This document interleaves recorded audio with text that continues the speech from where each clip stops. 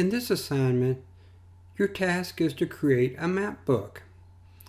In this map book, there must be at least 5 demographic maps of the same region, preferably at the county level, but it could be at the state level. Just depends on what you choose to map.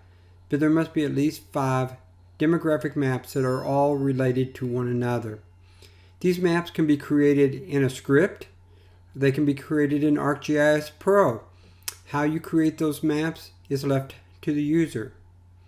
You may choose to put a cover page onto your map book. That could be created in Word, and you might even have an end page, which could also be created in Word.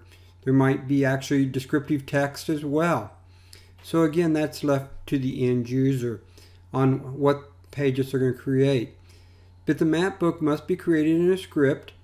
If you can create the maps and the map book all in the same script, there will be additional points awarded by doing that. So how you go about doing this is really left to the learner to choose and to use your ingenuity to create the best possible script for this assignment.